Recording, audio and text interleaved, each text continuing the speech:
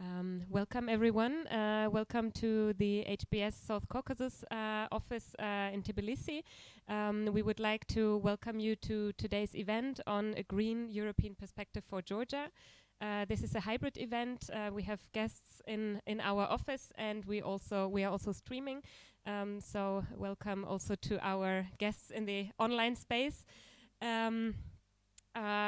Today we would like to discuss the current political situation in Georgia with a view on the potential for green and feminist forces, which are still very small in Georgia, but I think we have seen some significant developments in the last couple of months and weeks specifically.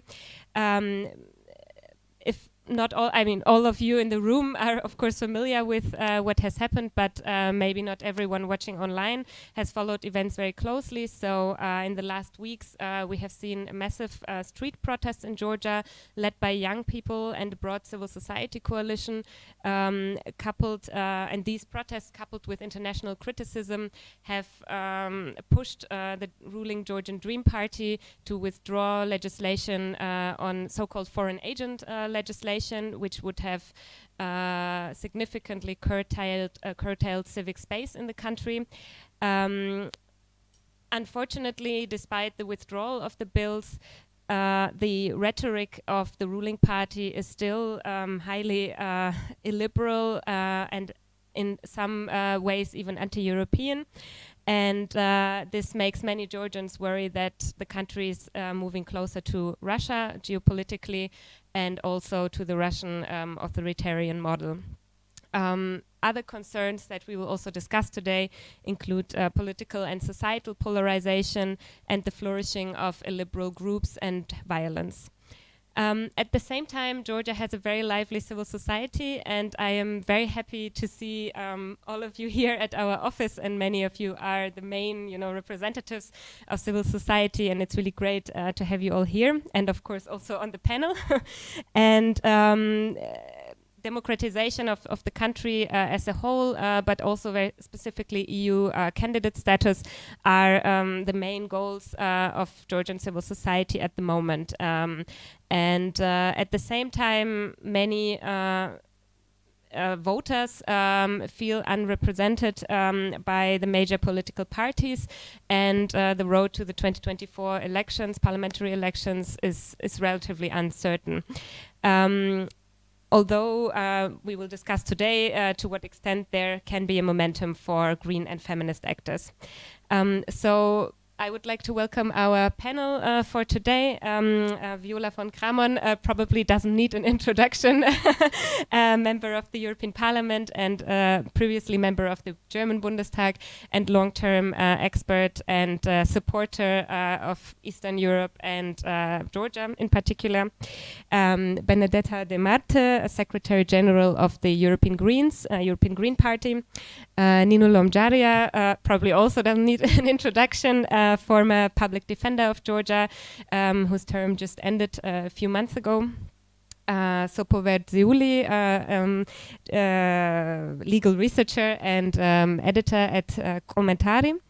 Kakha Gogolashvili, director of the EU Studies Center at the Georgian Foundation for Strategic and International Studies. Tata Jakeli, founder of Mtsvaneebi, or the Georgian Greens, the Greens. And Mariam Kvaratskhelia, co-director of Tbilisi Pride. So thank you all for joining us, and I think we have a great and big panel, so we'll have a great discussion. I would like to open the floor to all of you after approximately one hour, or maybe also earlier. Let's see. And I would like to start with Sopho, actually, to give us a bit more in-depth and structured overview of the current political situation. As our introductory text said, how can green and feminist forces advance in the current political arena? I think we first have to discuss what is the current arena. I have already touched upon some of the democratic backsliding that we have seen. How would you assess it? What is the extent of it? And what is the logic of power of the ruling party? Good afternoon, everyone. Thank you, Sonja, for this introduction and for organizing this timely discussion. I think that this country is really on a crossroad, and this is very important that once again we have this opportunity to express our hopes and mostly our fears in front of our partners and friends, and to have this opportunity to once again discuss what we should expect in the upcoming months. Well, I would say that there is no doubt and there is a consensus among the citizens of this country that this is a momentum and this is a real crossroad, and everyone should decide where to stand and what is the right side of the history. And fortunately, among our citizens, there is a consensus. What is the right way of what is the right side of history and where we want to see our country in the upcoming months. But unfortunately, what concerns us is that we cannot see the similar intentions when it comes to our government. Once again, we should say that these days really demonstrated the unanimity of Georgian citizens when it comes to the desire and intentions of the majority of the citizens when it comes to the EU aspirations and the integration in the EU. So, to be honest, we cannot see the desire of our government to work hard to integrate this country into the European Union, but mostly during the last years, we see very concerning, very well organized actions, statements, decisions made by the Georgian Dream, which really sabotage the idea of European integration and undermine the goal of the majority of these citizens. Yesterday, President of Georgia appeared in front of the parliament and reported, presented her report in front of the parliament, and she well summarized the past 2-3 years of this country. And I would agree to her statements largely when it comes to the backsliding of the democracy in this country. If we look at the events carefully, we would find out that the past 2-3 years were the most important when it comes to the weakening of democratic institutions and backsliding of the democracy and consolidation of the power of the government. I would say that it started when the government refused to fulfill the Charles Michel agreement in this country. Well, there might be doubt about the intentions of Georgian Dream for many years, but I would say that it became obvious by refusing to implement this agreement. Back that time, we might saw that it was kind of a mature decision. It was an insulting step by Georgian Dream, but from today's perspective, we may think that it was much more than just insulting and immature decision of the Georgian Dream. I would say that it was a beginning of transformation of our foreign policy, largely. It was followed by the damaging steps toward the institutions. We saw that Georgian Dream refused to get monetary assistance from the European Union because they were not ready to implement fundamental reforms in the judiciary. They accelerated appointment of very problematic judges at the Supreme Court of Georgia. They attacked independent institutions. They abolished investigative mechanism in this country. Then they started attacking our partners, our friends. They directly or indirectly supported Eurosceptic, I would say, and pro-Russian and violent groups in this country. They created, within the majority of parliament, they created a group of parliaments called People's Power. And then they supported their initiative about the agents' law in this country. All these steps demonstrated that at least it was very well organized, if not intentional, in order to sabotage the idea of European integration in this country. So when it comes to the logic or the power, or how could not we stop these intentions coming from the Georgian Dream, I would say that for many years it was very complicated for us and for the citizens of this country to name correctly the current government. Why? Because as in other hybrid regimes, Georgian Dream does not have one face. At least before such events, they did not have one face. They were trying to balance their positions. They were trying to win the hearts of different voters. And this was the reality in this country. As I mentioned before, the EU-mediated process took place, and they refused to implement these agreements. When it comes to the idea behind the Georgian Dream Power, I would say that for some time, they managed to create democratic facade by some reforms which were necessary to legitimate their power inside the country and externally outside of the country, but not enough to undermine their power or to limit their power. So this was kind of an imitation of democracy for many years.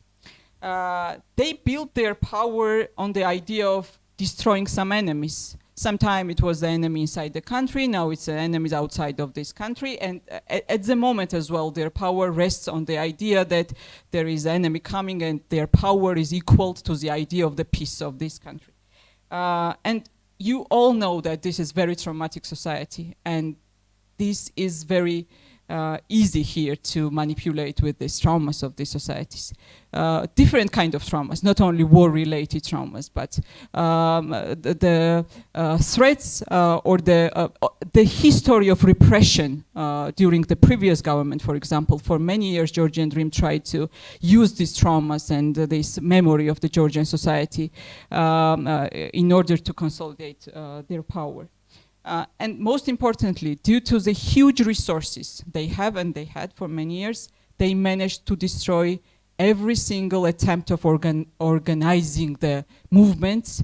They destroyed all activist groups in this country. They weakened political parties. They attacked media outlets. So they managed to actually destroy every attempt of organization of this society. And that's where we are now.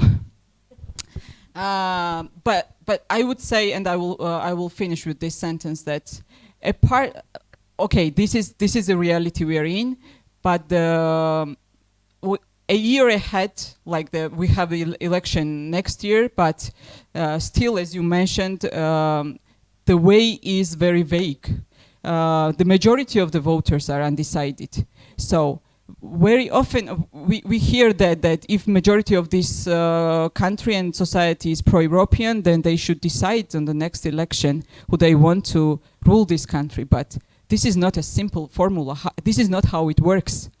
This is, you cannot always translate your intentions and desires in the ballot.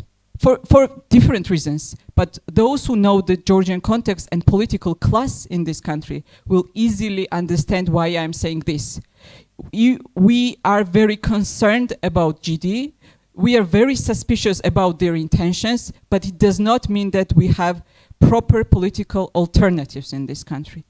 This is something that should be taken into account when it comes to the granting candidate status to this country. I understand that EU is not going to sacrifice their values for Georgia, but some solution should be found. Thank you.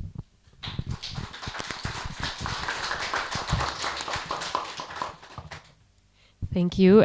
You've touched upon many different issues already, and we will go deeper into them in the course of the discussion. But first, I would like to give the floor to Nino Lomjaria and ask you to analyze a bit more in depth what Sopho has said with regard to the power being built on destroying the enemy, how, and also the attacks on our partners. How has the civic space developed during your term? Do you see any changes, and what are the biggest challenges to civil liberties in Georgia at the moment?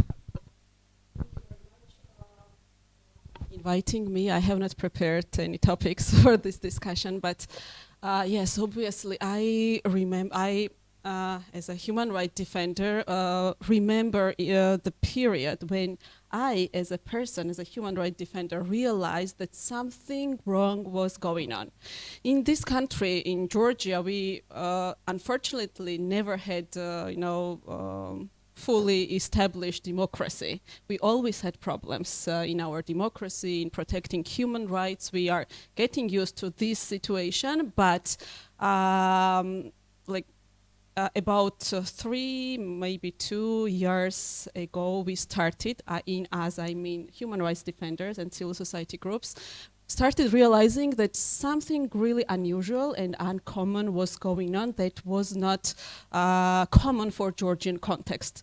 And first thing that we have started was that we started discussing among us that what was unusual was the rhetoric from the high-ranking politicians, which was uncommon for Georgian political context. Once again, we had governments prone to authoritarianism.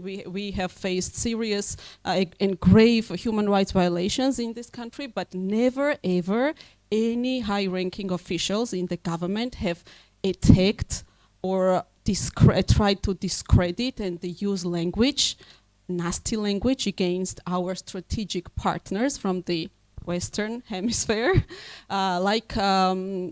they started doing it. Initially, those attacks were coming from far-right extremist groups, but it was obvious for Georgians, for us, that those groups were either natural partners, or they have natural partnership with the government, or those groups were backed and supported, and there were clear and direct link with the government on the other hand, and with Kremlin on the second hand.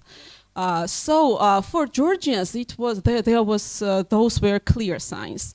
But at the beginning, when we started asking questions to our partners, European partners, do they also feel those changes in their behavior? Because we have suspicions that it was about foreign policy orientation. It was not only the democracy or human rights, but it was about changing the foreign policy, orientation. At the beginning, and for a number of years, I would say, the response from our partners was that, they are not, when we meet government representatives, they talk differently.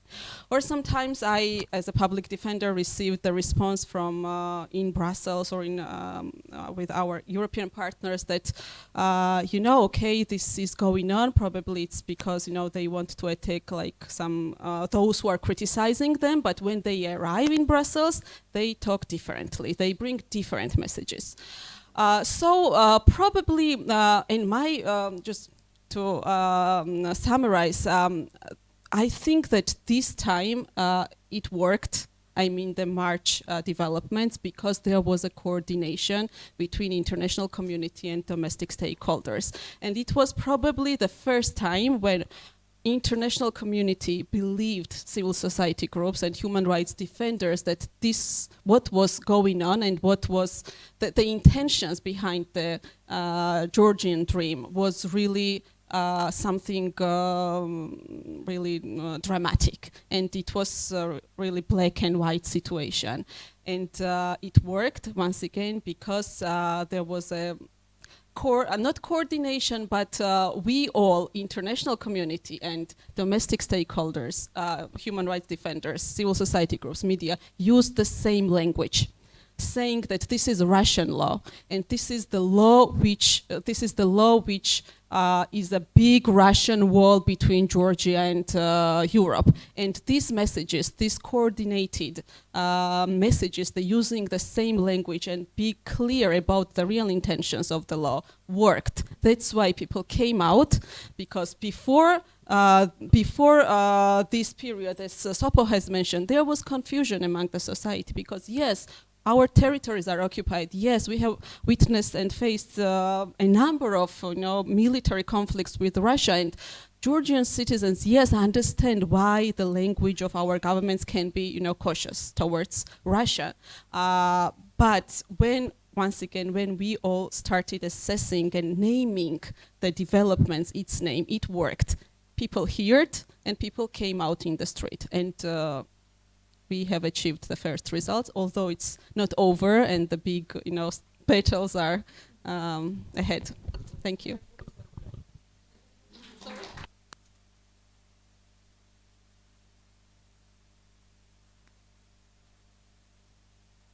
Okay.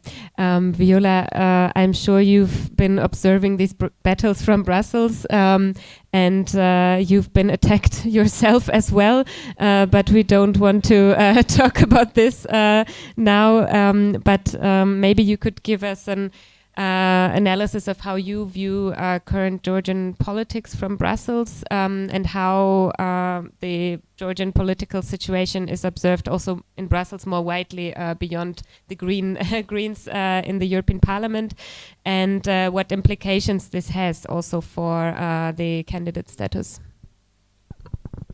Well, thank you so much, Sonja and the HBS team, for hosting us here and for having this great conversation. I think, as you said, it's very valuable, it's very timely, it's important to speak about green and feminist actors here, but also what does it mean for the candidate status, for Georgia's way towards the EU and many other aspects. And I'm very glad, even it's very tough and it's very, how to say, sensitive right now, being here, or sensible, but in the way it is absolutely important that we see what kind of crossing points and what might be the future of this lovely country. I mean, as you said, I'm not here since yesterday. Have been studying when I was a member of the German Bundestag in 2009, 2010, becoming engaged in Georgian politics.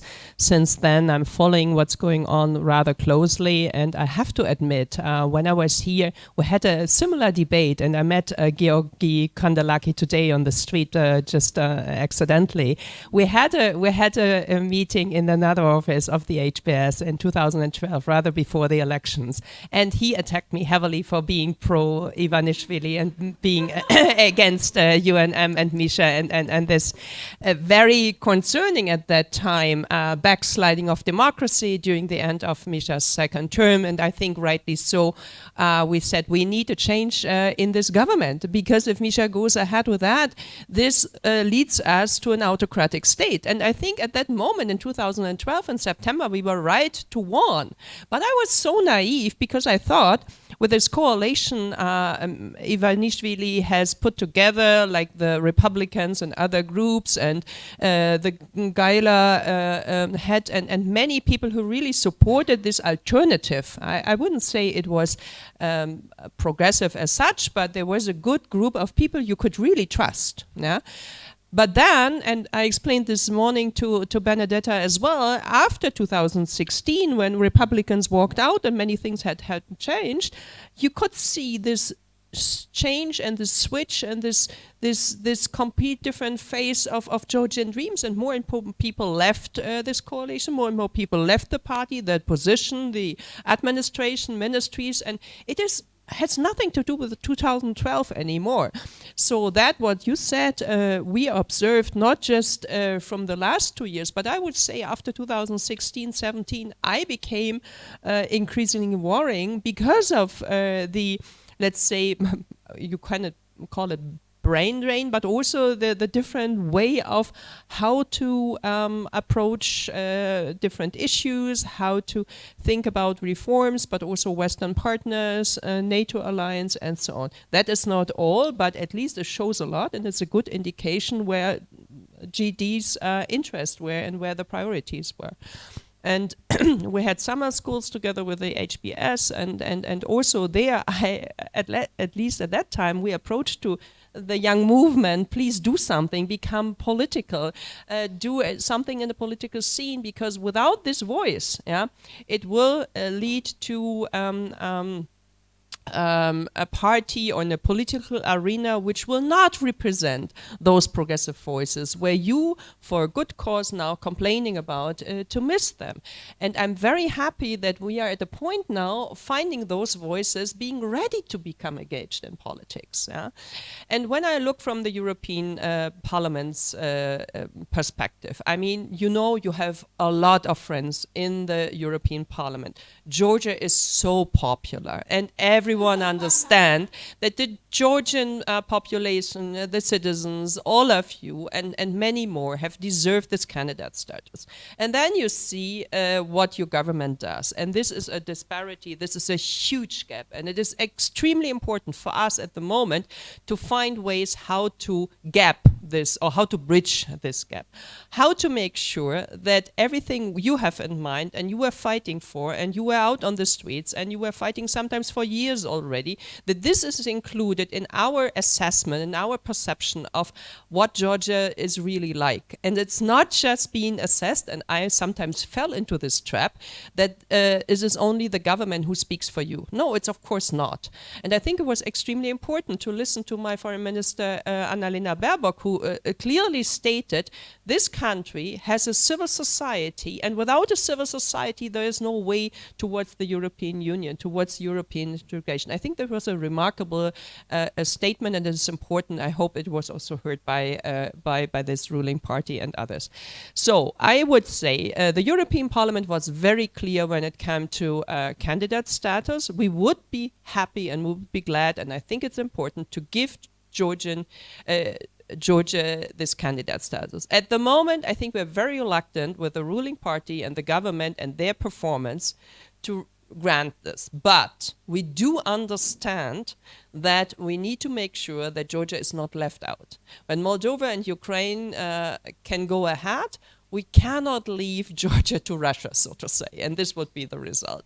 And I see that the future of this country, without being this part of the trio, it could, I don't say it would, but it could look horrible. Because, of course, you would start protesting, there would be repression, there would be a kind of I can imagine quite a bloody challenge ahead of us, and nobody of us wants that. Even some of the leaders of the ruling party insinuate that we have this in mind. No, nobody wants a revolution in this country. We would rather go for fair and transparent and inclusive elections. Will we find that? It will be rather difficult if we discriminate all the NGOs and all the respective organizations working for election observation and many more things. So what we need to do is we have to, as you said, we have to find a solution which makes sure that even if the 12 conditions are not met yet, that Georgia is not left out, that we have a conditionality in this perspective, and I think this is being shared by many in the Commission, but in the Parliament, also in some of the capitals, even not in all of the capitals, but that these 12 conditions are being met as soon as possible. And with the judiciary reform, it will be crucial to make sure that there is a monitoring process in place which is reliable, accountable, and so on. At the moment, I do not see a lot of political will from the ruling party, so it will be extremely difficult to implement that. But I think we are watching the process very carefully. You can be convinced, I say this with full heart, that there are so many supporters in the European Parliament who know exactly what is on stake and who fear with you and who feel with you, but the performance of the government is not, how to say, even for those who are very much willing to say, yes, we can grant the candidate status. So that's not an easy path, but I hope we will manage together. Thanks for that.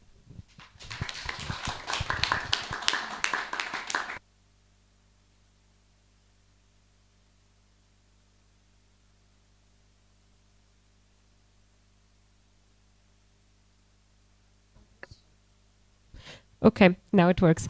Let's zoom out a bit and bring in Benedetta, because I think many Georgians are very concerned that if candidacy is not granted this year, that window of opportunity will be lost. And most Georgians, in my experience, look at this from the Georgian local perspective, so to say. But there is, of course, also the EU perspective. What could happen in the 2024 European Parliament elections, and will the window for Georgia's European integration, let's put it broadly, and also Ukraine's and Moldova's and the Balkans remain open after the elections? How do you see the mood in the EU with regard to enlargement right now? And also, that's a bit of a different question, but since we have been talking about illiberal forces in Georgia and the strengthening of illiberal forces, this is also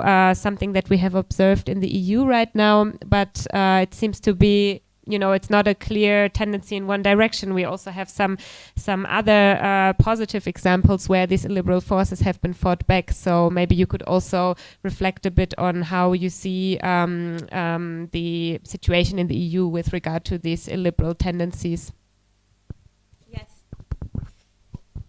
Thanks so much. Thank you for the invitation. First of all, I am really happy to be here. Just a short note on who I am, because I think that contrary to Viola, who is very well known, I am here for the first time, and so maybe I will give you a few words. So I'm the Secretary General indeed of the European Green Party, which is a federation, of course, of parties, an umbrella organization of all the green parties in Europe, and a real European political party that, of course, include also parties from non-EU countries.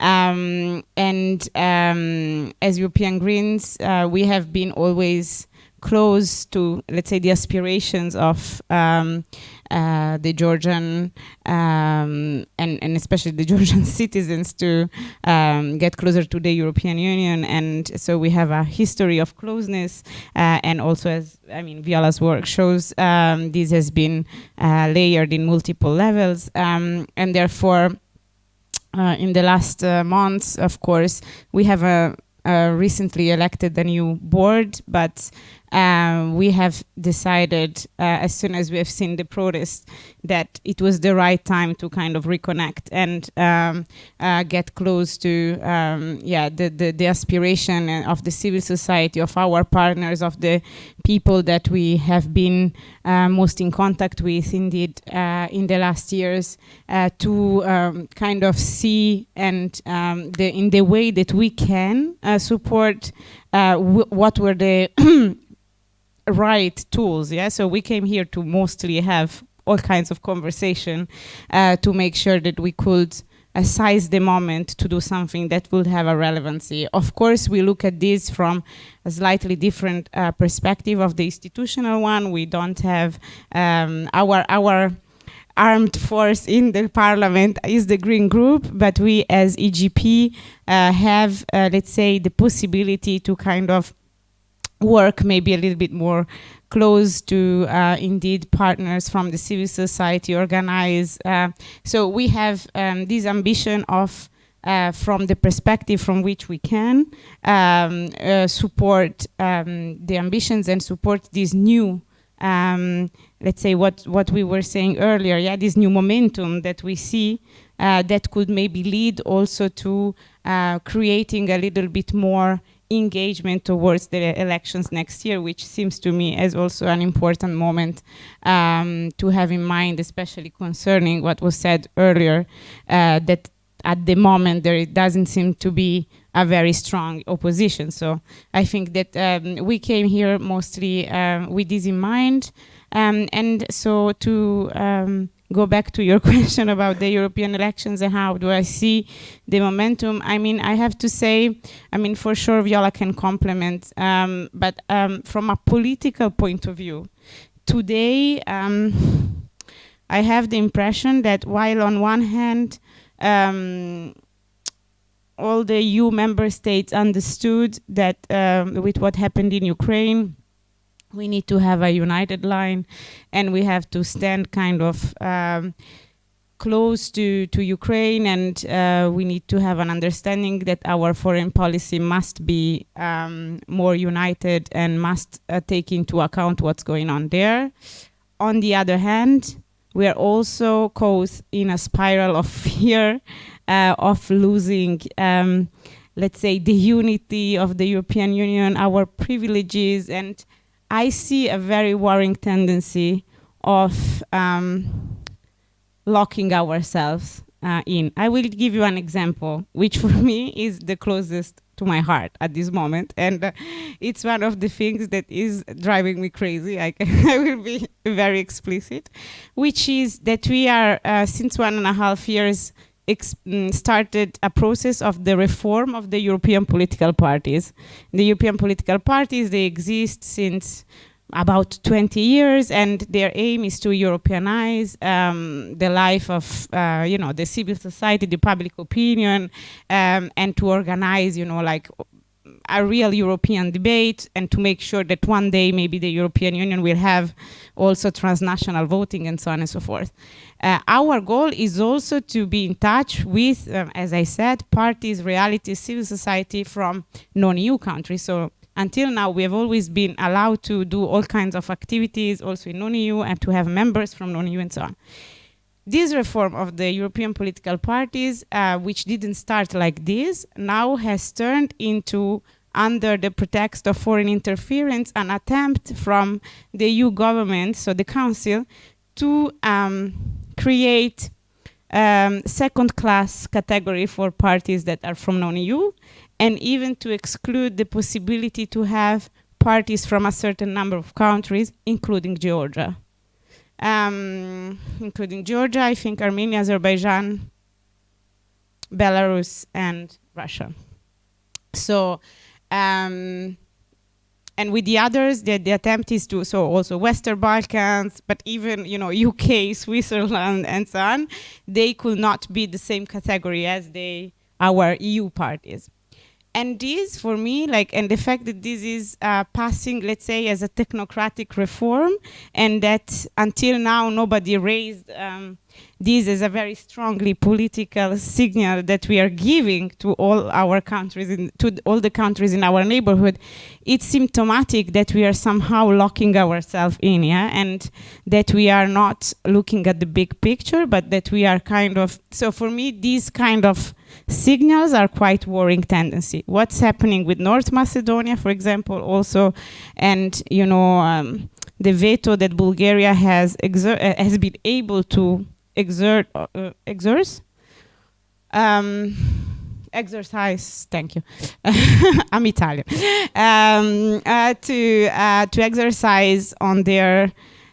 All these elements, of course, there is not one situation which is cumulable to the other, but still they are very worrying. So from my perspective, especially if in the next European elections, and this is what we are fighting against, we have a rise of nationalist, extreme far right, but even not this, because I can tell you French government is quite liberal and progressive one according to some standards, but on this they have been also very but especially if these forces that are now the most regressive in the EU are going to rise in the next European elections, this is going to be much, much harder. It's already hard with the kind of liberal progressive governments we have right now. Imagine when you have a multiplication of Meloni, and now we have the elections in Poland. Elections in Poland, they might have a better result than the current government. But in Spain, for example, there is a risk that we will have a very right plus far right government by the end of the year. We have elections in Finland this weekend, which could also turn to have a majority that includes the far right. We have elections in Bulgaria that are always very crazy for the 5th time. Luxembourg. So we have a lot of also elections that are coming up ahead of the European elections that could define also to a certain extent the result of the next European elections. And the tendency can be worrying when it comes to enlargement. So this is why I think that we as European Greens, together with others, of course, we cannot do this on our own, but we have to put this debate at the center again, because I think that we have to give a signal in these countries and to these civil societies that we are there and that we are not locking ourselves in. And I see this tendency very much. So, sorry, I spoke for a very long time. That's my problem. And then when it comes to illiberal forces, well, I already touched upon a little bit the things that I see happening in Europe at the moment. We are very worried. At the same time, I think that we also need to, on top of being worried, we need to work for stop being worried, because with these kind of worries and fear, we are not going to go very far. So that's why we also want to activate ourselves as much as we can, especially where our contribution and where our added value can be meaningful. Yeah, so I stop here.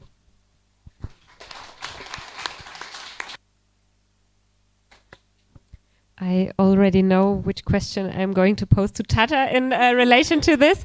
But first, I would like to ask Kakha more in detail about Georgia's current or the implementation of the 12 recommendations. And we have just heard how urgent the further progress on Georgia's European integration path is also from the perspective of what is happening in the EU. So how do you see the current chances, let's say, for the Georgian government to still work on the 12 recommendations? You are one of the most well-known experts on Georgia-EU relations, and you've also worked on many more, let's say, technical questions, DCFTA implementation, etc. So a bit more of a bigger picture, let's say.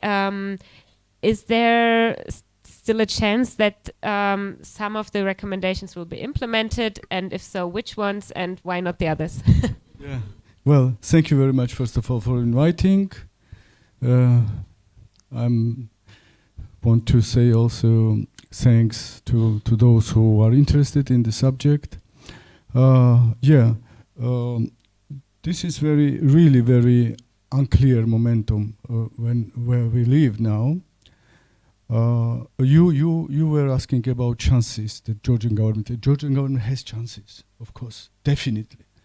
They have more chances than ever any Georgian government had, and these chances are in the immediate future. Actually, it's on a distance of a hand, so you just need to grab. But this is not a problem. The chances are not problem. Problem is the will. If there is a will to take whatever is given to you, and this is given granted. Even we heard that in Europe there are also many things, many problems, and many uncertainties, and continuous crises starting from 2008, 2009.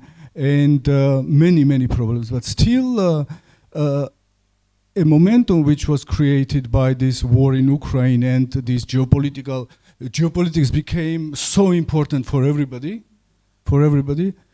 that the chance came to Georgia without even there was no will, and very bona fide, or how to say, in Europe, nobody in Europe wanted to take these three poor countries with so many problems, and increase their own problems with that.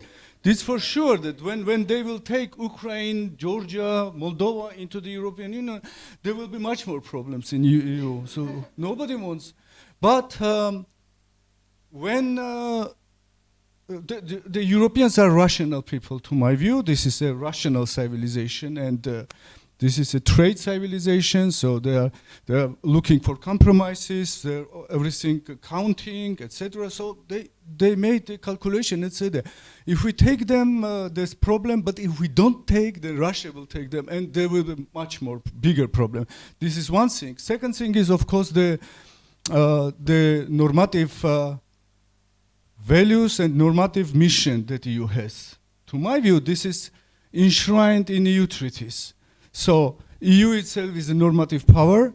It's based on values. It's a second article of the founding treaty on the European Union. Already says, the second article already says that any country joining European Union should respect democratic values and the human rights, fundamental freedoms, etc. So this is that is, and in foreign relations, EU many years ago, maybe even from the beginning of its existence as an European community, economic community, after the Rome Treaty was signed in 1957, it started emanating these approaches, so normative approach and the values out of, and in any agreement, I was negotiating myself agreements with EU, used to work as a diplomat in my early career, and I remember very well that they were pushing, EU side, European Commission was always pushing everybody, not only us, because I studied many agreements that you signed with other countries, and I saw that they're everywhere pushing these values and saying that, yes, okay, we will sign with you the agreement on trade or sectoral agreement or agreement to help you in developing your education, etc. But you need also to commit for some values. You need to commit for human rights. You need to commit. You need to join the Council of Europe conventions, and this is in preamble always, or in first chapters related to political parts of the agreements. So it is a big struggle which you took, I think, from United States, because United States first was the exporter of democracy in the world. Before the end of First World War, I think, when Wilson came with its offer to Europe, president. But then, after the World War II, EU took this mission, and there. EU tries, this is also important. I don't want to go too much because there is no much time about this, but this is very interesting moment to understand European Union, its logic. Because today we hear so many stupid, I'm sorry for this, so many stupid considerations why EU wants Georgia, why EU wants to take Ukraine, etc. For me, it's absolutely clear why. There are two things now. This is normative mission which EU has. It is absolutely impossible for any EU government. Would it be even very extreme right? It's absolutely not normal not to try to export democracy and human rights and stability, their term even, stability, security, and prosperity, yes, freedom, stability, justice, liberty, and security. So I think, okay, and to export this and to make the area around the EU so safe. And for me, this is the main thing, that we should understand why EU is trying to come here, why EU wants to take Georgia to embrace Georgia. And whenever this is clear, then you understand all their demands. For example, our government is asking every day, why they force us to do something? We have our sovereignty, etc. To my view, they don't understand at all what goes on. Because I used to work on EU-Georgia relations since 1991. Because I came, we just declared independence, 31 of March. It was 1991, exactly, when we made this referendum and declared independence. Sorry, thank you. But I'm talking loudly anyway. So, and I came to work to the Ministry of Foreign Affairs, and immediately started not being even independent de jure. But we started already establishing ties with the European countries, with other countries, etc. in the world. And since then we work on that. And who worked on that can understand how it developed. It developed steadily with EU's efforts to help the countries, to provide you with humanitarian assistance, with technical assistance, to develop. If today we have these ministries where our ministers sit with very proud faces, and they have good salaries now. When I worked in the ministry, my salary was $10 or $12. So we went through the very difficult life, the first generation of those who used to work in there. But we were happy because we knew that we are doing something really good, that finally our country became independent, and Georgia is anyway independent, and we will join European Union one day, etc., etc. But these people, to my view, they don't understand how we came to this position when we have ministries, when we have laws, when we have legislation, that we have more or less rule of law country, but half maybe saying, but still we have some rules in the country, many other things. All this came through the assistance from European Union mainly, but also from United States, from democratic world.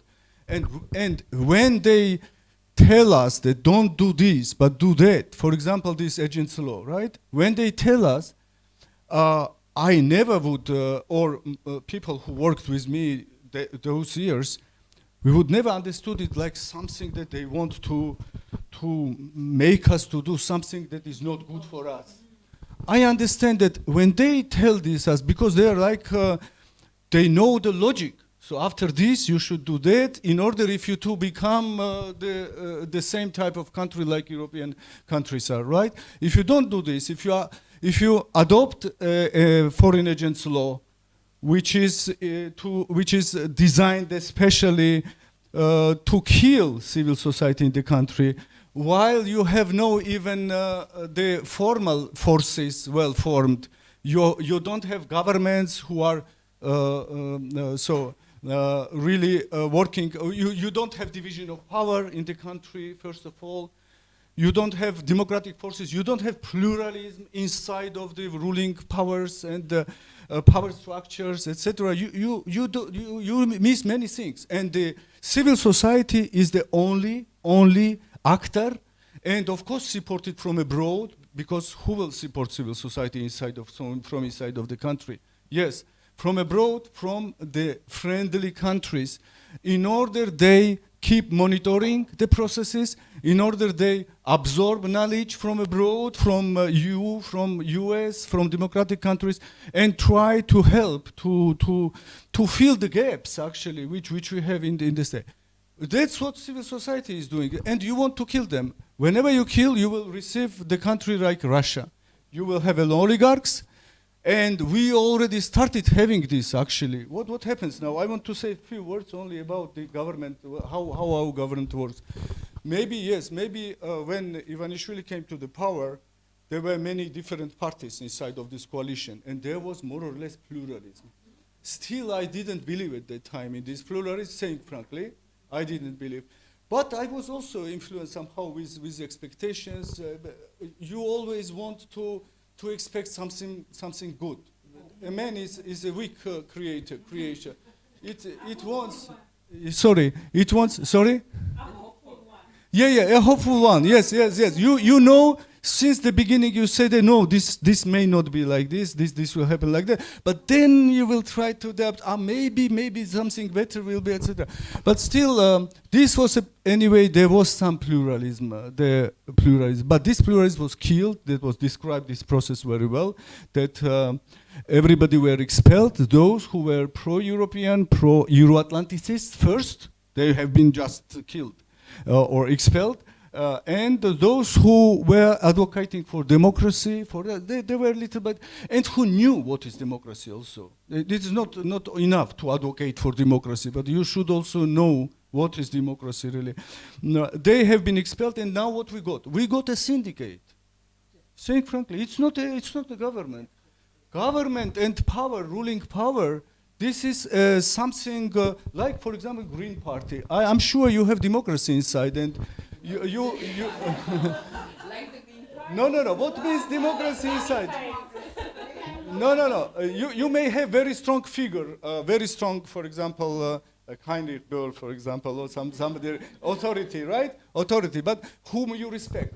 But you have your own opinion, and there is different opinions struggle.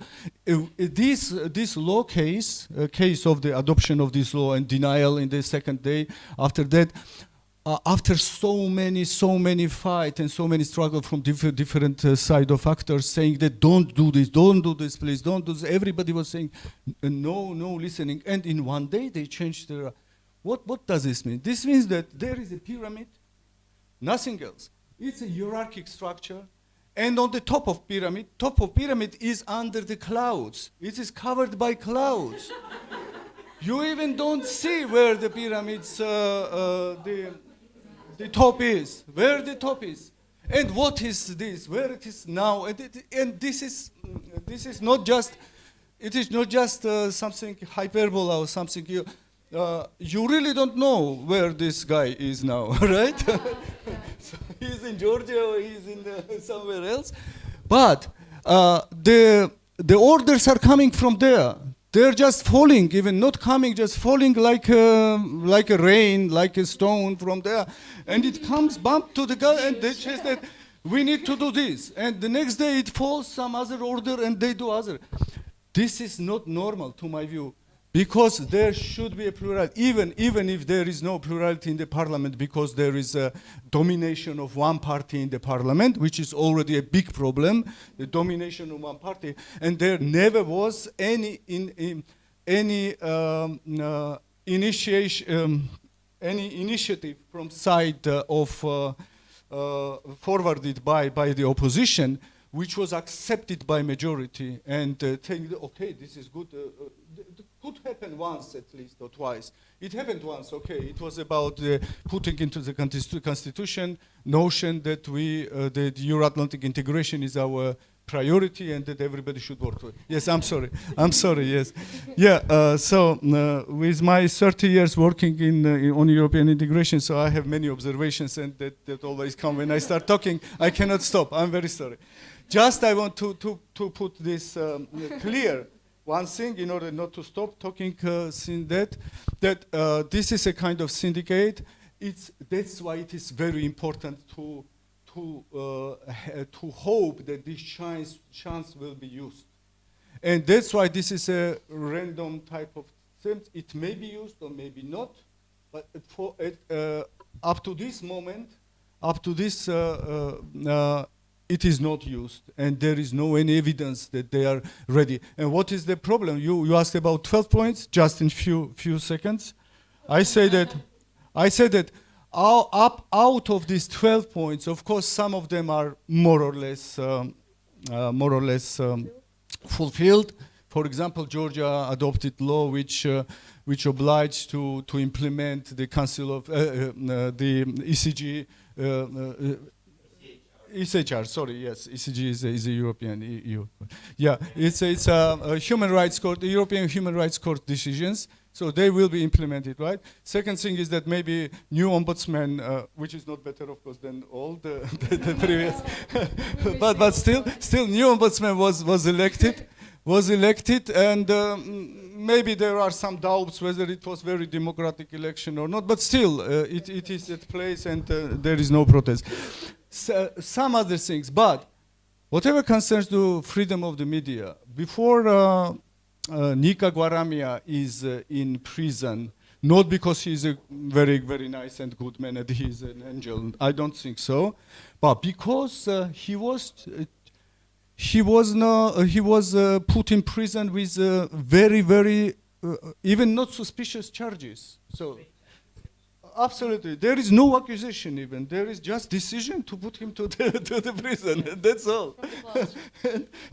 and the ombudsman's office actually made good investigation of the case and put the report. And I believe absolutely about this, that this is not a charge, because before this happens, and everybody knows that this was a kind of revenge, and for his journalistic work. That's not possible to think that this is fulfilled.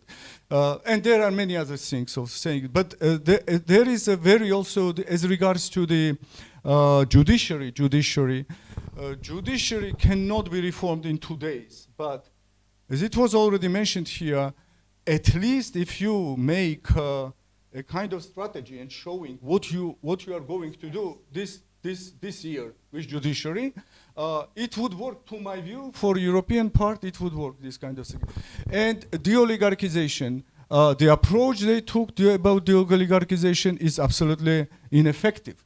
To my view, if you want to de-oligarchize, or how it is, it's a difficult word, this country, what you should do, first of all, you should name what is oligarch, clearly, and then you should prohibit anybody who was working with this oligarch during years, who is his relative, who is somehow related to him, to prohibit them to work in the government or to work in the legislature or anywhere where decisions are taken.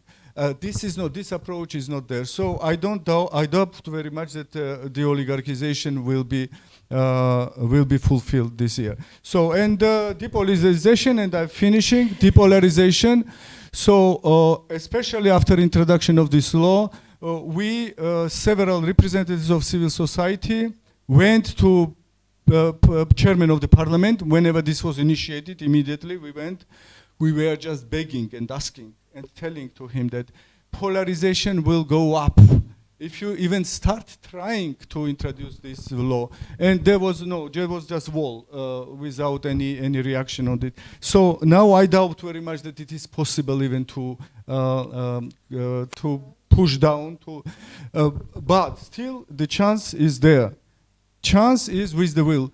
If they receive some orders from these clouds, they in one day they can change approach. They very quickly change everything. But this is necessary to have this condition. I don't know how it is possible. Maybe Europeans are able to force to make this, but I don't know. Thank you very much. Sorry for being so.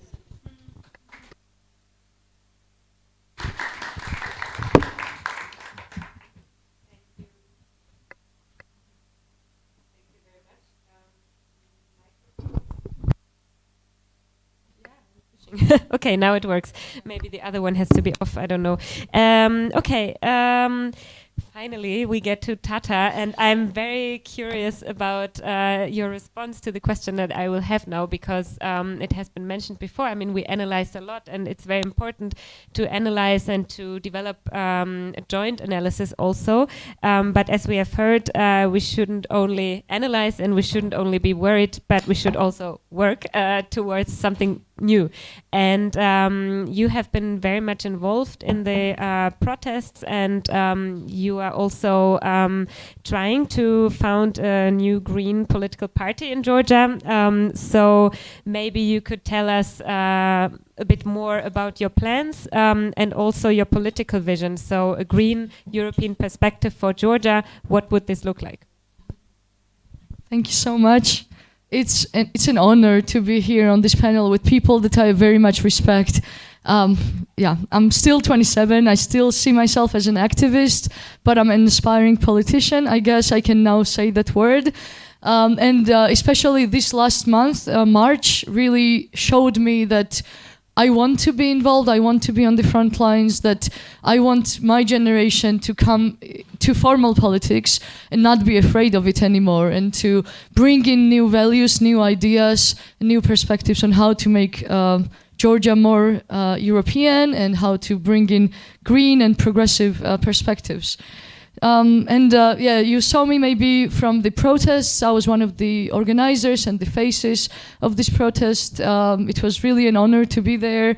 Maybe I'll say a few words about the protests as well. So one thing that worked for sure was that Georgian society started to self-organize. So there were times when I, as an organizer, I could not even access the microphone, or I didn't have any megaphone because it was already out of the battery, and there was tear gas and pepper spray and all this it's okay. It's okay, sometimes it happens. And all this dispersal tactics from the police. And I couldn't even say anything to the protesters, and I was myself tear gassed. And I saw that people were self-organizing and returning back to the front of the parliament by themselves without anybody telling them how to do so. And I think this is the spirit that might get us out of the problems that we face currently, this kind of DIY, do-it-yourself kind of spirit, that we all have to take charge. We all have to find agency. I'm kind of joking with my friends that this agents law gave me agency, because I honestly felt very much depressed. All my friends were leaving Georgia. Every week I was attending a farewell party of a friend. And I also thought that, okay, maybe very soon I'll have to emigrate out of Georgia. And I mean, I returned to Georgia 3 times in my life with the explicit goal to be here. But I was very much politically depressed, not clinically, but politically. And these protests, I think, got me and all my friends and my generation and everybody who took part out of this political depression. So we have to find agency in us every day. It's going to be very, very difficult, but there is no alternative. The alternative is, I think, what happened in Russia or Belarus, in which citizens just do not feel that they are part of the process, that they have become completely isolated from each other and from their country and from every kind of societal process. And that's, I think, like not a good way to live life. I think a good way to live life is to be engaged.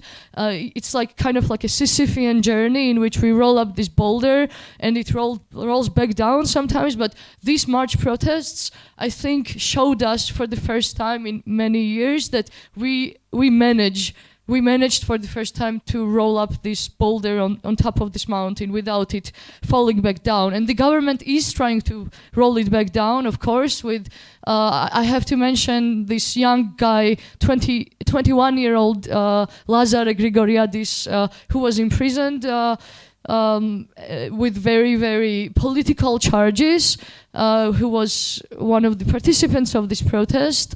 So the government is trying to find the enemy, especially an enemy that looks alternative, an enemy that is ethnic minority, maybe possibly queer, an enemy that they might sell to the people, to the people that they have sold propaganda to all these years, that this is a threat to Georgian identity and church and so on and so on.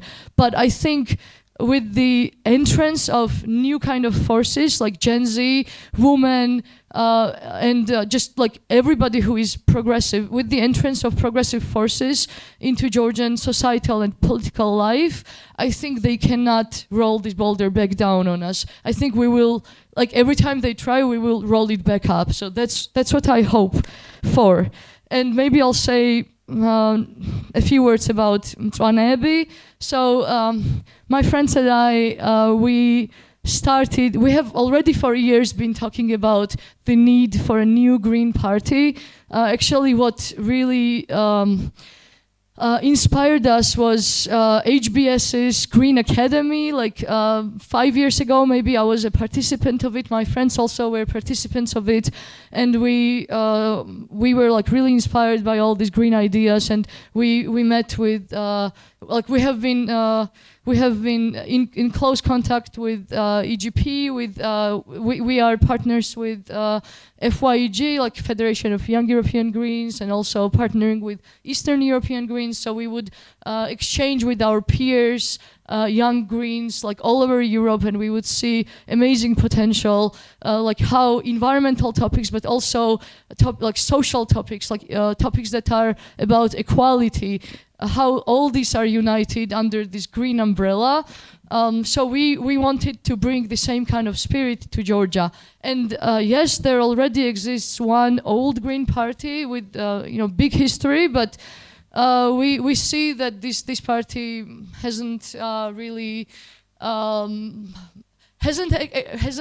like okay, maybe I won't say anything about this party, but okay, I'll just say about mine. So yeah, we see a hole that needs to be filled. We see a gap still, even with the existing Green Party. So in November we gathered, we had a congress, and we tried to register a party, which we still have not been able to. But I believe that these last processes, this March, and maybe upcoming campaigns that we have, I believe that those will bring us closer to registration and closer to uniting people from civil society, also different political movements and activist groups. So, for example, like when it comes to coalitions, of course, we might have to consider existing formal political parties, those that are maybe in the center economically, those that are pro-European, of course, and those who are socially liberal. We might have to consider some kind of partnerships. But honestly, the real, genuine coalitions and partnerships we are hoping for are with civil society, with political movements, grassroots groups. And we see that there is, of course, in Georgian society, there is a great pressure on activists, but I believe that the best way to overcome this pressure is to unite under a formal political umbrella, and to bring these ideas of equality, environmental justice, social justice, and so on to the political arena. And Georgian population is definitely awaiting entrance of new political faces and new political visions, and there needs to be a change in generations, and a lot of our, like a large majority of our population is still undecided who to vote for in 2024. And while we are still very new, we are hoping to, over time, to create an alternative, a real, true, like center-left, socially liberal, very progressive, environmental party that will appeal to young voters, to women, to people who are progressive, and from there to broaden it to the overall society. Of course, this is very, very difficult. I haven't had a day off in like 1 month for sure. And I am hoping that many more people will join as faces of this new political movement. And chances are, if you are here in this room, you are one of those people that I'm targeting. So if you're interested, please talk to me. We need your help. We need you. And maybe last thing I will mention is that together with all the groups that we were organizing the March protests against the foreign agents law with, we are now campaigning, we are starting to campaign on the issue of lowering this threshold in the parliamentary elections from 5% to 2%. And this would be good for 3 main reasons. One reason is that it would give small parties like us a chance, a fighting chance to have at least one person represented in the parliament. Second would be it would really reflect the diversity of political taste in Georgia, because it is really not true that Georgian people are divided into 2 political camps. Like, it's just not true. I think a quite large amount of Georgian people would like and vote for different kinds of like small parties and like some kind of a third alternative. And finally, because it is one of the recommendations set by the EU or given to us by the EU, it's part of the Charles Michel agreement, which was mentioned several times. This ambitious election reform is part of that agreement. So we are going to have campaigns on that with civil society. We are not really we are not really campaigning together with any existing political parties as of yet on this issue.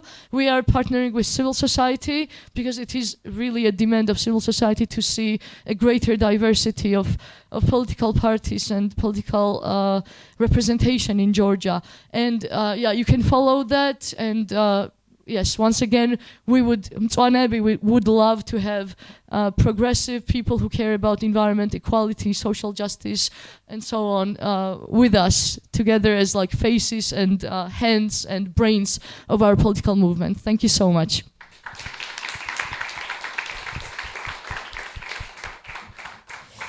Thank you very much. And last but not least, of course, I also have a question for Mariam. And of course, we are also running a bit out of time. So after Mariam's input, I will directly open the floor to you. And I hope you already have some questions ready or your own reflections.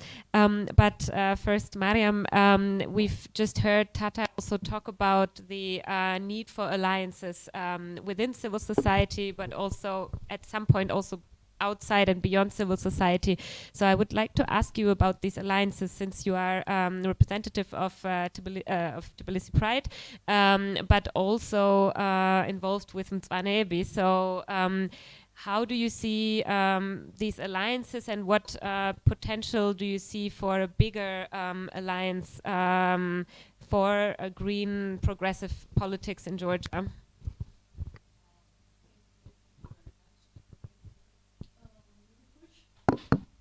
Okay. Yes. First of all, Tata, you have my vote. Very inspiring, and I'm honored to be sitting here at this panel. It's a true honor.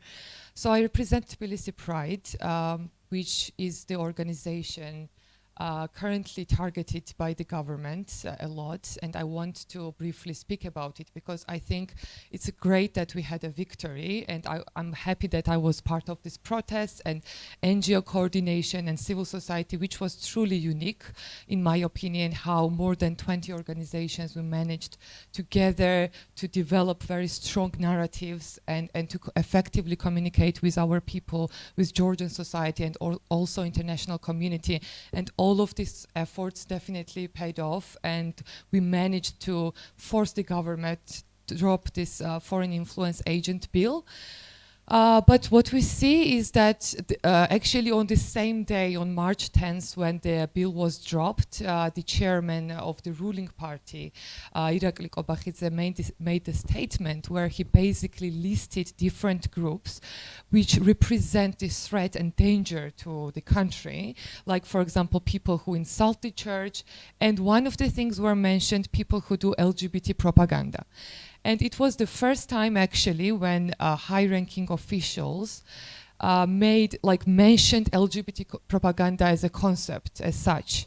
And 2 days after, on March 12th, the Prime Minister talked about the specific organizations, like named the specific NGOs that are destructive forces, and Tbilisi Pride and our work was also mentioned directly as a destructive activity, which is very worrying, because what we think and we've discussed within civil society is that the LGBT propaganda law, this kind of initiative might be the next. And if we talk about Russian laws, and we saw this FARA law, which was clearly Russian style with Russian oppressive goals, this could be one of the next moves, unfortunately. And so I am hopeful that we can successfully resist this, but it won't be easy. Because if this foreign agent law, this topic, it was more uniting. It affected larger part of civil society, media, and also the beneficiaries who are receiving services all over Georgia from NGOs. And it was a different issue, but when we talk about LGBTQI rights, LGBT propaganda, this is more sensitive and divisive issue. And we should be really determined to already start working to conduct some preventive work in this regards to somehow successfully resist the law. And of course, I see few ways. One is coalition building, which we successfully managed the previous time in March, but this has to continue for sure. And it's another thing that I'm recently very passionate about, and it's important, it's strategic communications for sure. We need to strategically think of our moves, our steps, who speaks to the people, what are the messages and the narratives that are delivered. And also an important thing is to work in regions, in Georgian regions, out of Tbilisi, because we see that Georgian Dream, after the law was dropped, they said that what we are going to do now is that we are going to go to regions, house by house, and talk to people about the necessity of this law. So I think they see more allies and potential, opportunities in regions. Unfortunately, we also see that homophobic sentiments are stronger in the regions.